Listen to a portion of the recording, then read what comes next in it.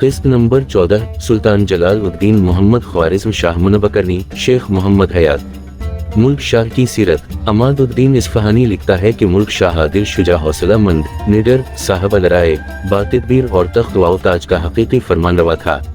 سلجوقی سلاطین میں اس کے آغاز اور انجام میں ایک تناسب تھا۔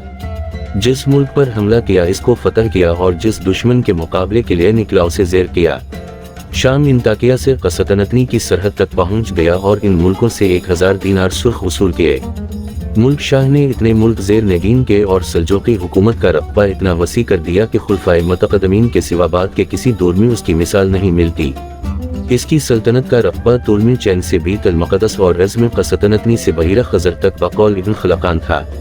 سلطنت کی توسیع کے ساتھ ساتھ اس کو علمی اور تمدنی حیثیت سے بھی اوج کمال تک پہنچایا۔ راوندی کا بیان ہے کہ ملک شاہ کے اسلاف نے جہانگیری کی اور اس نے جہانداری۔ انہوں نے حکومت کا پودا نصب کیا، اس نے پھل کھایا، انہوں نے تخت سلطنت بچھایا، اس کے زمانے میں برگواؤ بار لایا۔ اس کا دور سلجوقی سلطنت کے شباب، ملک کی بہار اور لباس شاہی کی زیب و زینت کا زمانہ تھا۔ وہ عادل تھا، چنانچہ اس کا لقب بھی الملک العادل ہو گیا۔ راوندی لکھتا ہے کہ قیام عدل میں اس کو اتنا اہتمام تھا کہ اس کے زمانہ میں ظلم مفقود ہو گیا۔ اگر شاذ و نادر کسی پر ظلم ہو جاتا تو مظلوم براہ راست ملک شاہ سے فریاد کر سکتا تھا۔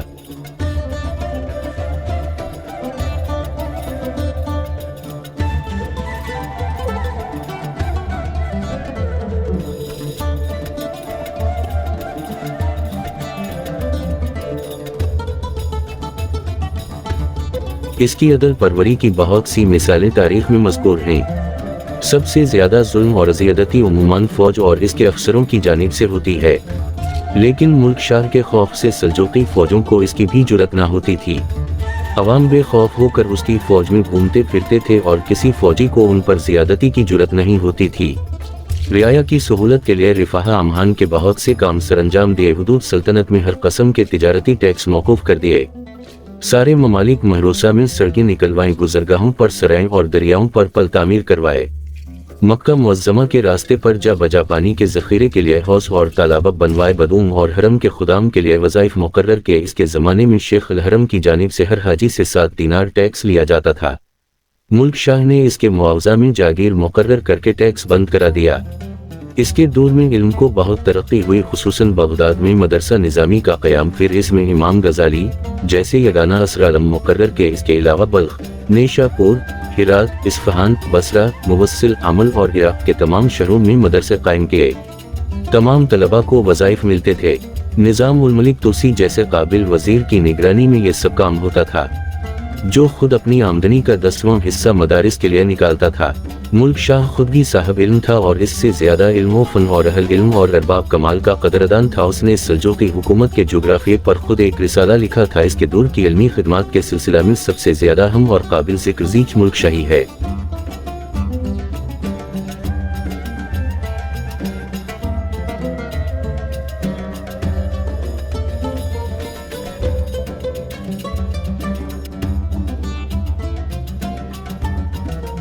جس کو اس کے نام پر حکیم عمر خیام نے ترتیب دیا تھا۔ زیچ چھپ کر شائع ہو چکی ہے۔ ملک شاہ کو فن تعمیر سے بھی دلچسپی تھی۔ اس نے اپنے دارالسلطنت اصفہان میں شہر کے اندر اور بیرون شہر بکثرت عمارتیں بنوائیں اور باغات لگوائے۔ نغمہ اور سرور سے بھی ذوق رکھتا تھا۔ اس سلسلہ میں ایک سبق آموز واقعہ قابل ذکر ہے۔ ایک دفعہ خوش گلو اور حسین مگینہ کا گانا سن رہا تھا۔ اسے اس کی آواز اور صورت بہت بھائی۔ جب سلطان کی نیت میں فطور پیدا ہوا تو مگینہ نے کہا، شاہ، یہ اچھا نہیں معلوم ہوتا ہے کہ یہ حسین واؤ جمیل چہرہ آتش دوزخ کا ایندھن بنے۔ حلال واؤ حرام کے درمیان صرف ایک بول کا فاصلہ ہے۔ سلطان کے دل پر یہ بات اثر کر گئی۔ اس نے کہا، تم سچ کہتی ہو، اور اسی وقت قاضی بلوا کر نکاح کر لیا۔ ابن خلقان جلد دوم صفحہ 124۔ سلطان سیر واؤ شکار کا بڑا شائق ہی نہ تھا بلکہ فریفتہ تھا۔ اس کے اوقات کا بڑا حصہ اس شغل میں صرف ہوتا تھا۔ ایسا قادر تیر انداز تھا کہ ایک دفعہ ایک دن میں 70 ہرن شکار کے، ہر شکار کے کفارہ میں 1 دینار خیرات کرتا تھا۔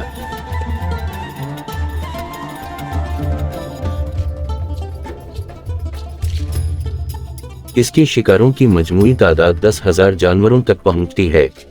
اس کا مستقل شکار نامہ لکھا جاتا تھا، جو کتابی شکل میں بعد میں بھی موجود تھا۔ عرب، عراق، خراسان، ماورا نہر، خوزستان اور اصفہان وغیرہ میں جہاں بڑی بڑی شکار گاہیں تھیں وہیں اس نے شکار کی یادگاریں قائم کی تھیں ان مندرجہ بالا صفات و کمال کی بنا پر، اور اپنی سیرت کے لحاظ سے ملک شاہ دنیا کے بہترین سلاطین میں سے تھا۔ نظام الملک توسی۔ ملک شاہ کا ذکر نظام الملک کے ذکر کے بغیر مکمل نہیں۔ نظام الملک کا نام ابو علی حسن بن اسحاق ہے۔ یہ اپنے وقت کا جلیل القدر مدبر تھا۔ اس کی پیدائش 1017 حمزہ کے لگ بھگ توس میں ہوئی۔ باپ کھیتی باڑی کرتا تھا۔ اس کی مالی حالت کچھ اچھی نہ تھی، لیکن اس کے باوجود تعلیم خاطر خواہ ہوئی۔ حدیث و فقہ اور عربی زبان میں اعلیٰ مقام درجہ حاصل کیا۔ فارغ التحصیل ہونے کے بعد حاکم بلخ نے اپنے دیوان رسالت میں اسے ایک ذمہ دار عہدے پر فائز کیا۔ نظام الملک نے فطری ذہانت کی بدولت یہاں بہت عزت اور ناموری حاصل کی، یہاں تک کہ حاکم بلخ نے زندگی کے آخری لمحات میں شہزادہ علی ارسلان کی خدمت میں پرزور سفارش کی۔ اسی سفارش کا نتیجہ ہوا کہ شہزادہ نے اسے اپنا سفیر مقرر کیا، اور جب وہ تخت نشین ہوا تو اسے ایران کی وزارت عظمی کا منصب سونپ دیا۔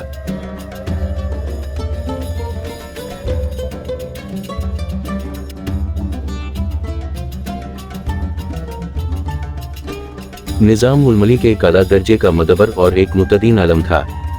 دہری و ملحدوں اور فرقہ اسماعیلیہ سے اسے دلی نفرت تھی۔ اس کا خیال تھا کہ یہ لوگ دین حق کے بدترین دشمن ہیں۔ نظام الملک علماء کا قدردان تھا، اہل خیر کا دوست، اہل علم کا شیدائی تھا۔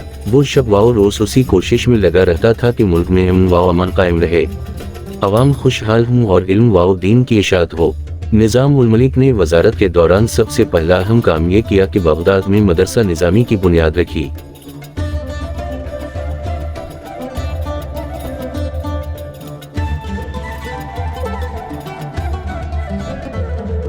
اس مدرسے میں، جس کو حقیقت میں یونیورسٹی کہنا چاہیے، شعراء آفاق معلم تدریس مقرر کیے گئے تھے۔ نظام الملک کا زوال۔ نظام الملک خوشحالی اور امن و امان کے اس دور میں بیشتر وقت ملک شاہ کے ساتھ گزارتا تھا اور مفید مشوروں سے اس کی رہنمائی کرتا تھا۔ ساتھ ہی وہ ان مدارس کی دیکھ بھال بھی کرتا جو اس نے بغداد، نیشا پور اور اصفہان میں قائم کیے تھے۔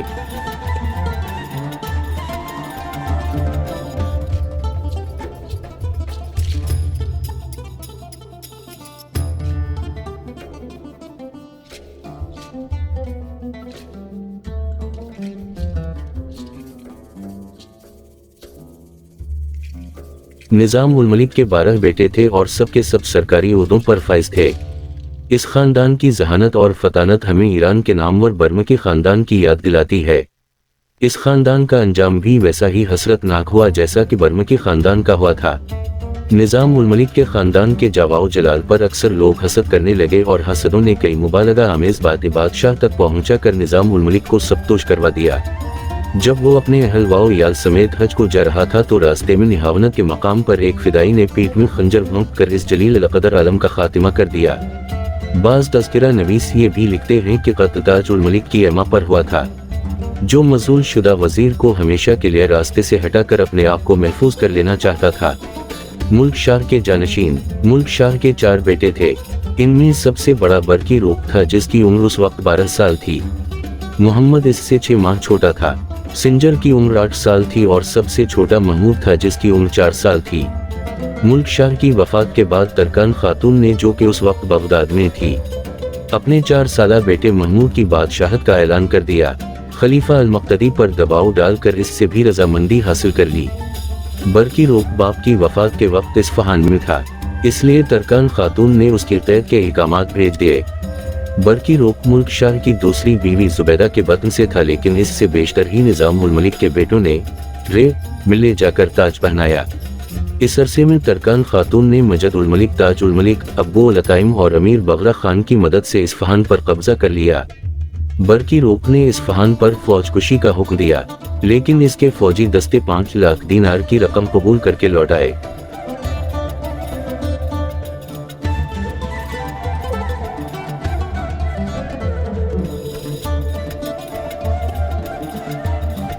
اپنی اور اپنی فیملی کا خیال رکھیے گا، پھر ملیں گے، اللہ حافظ۔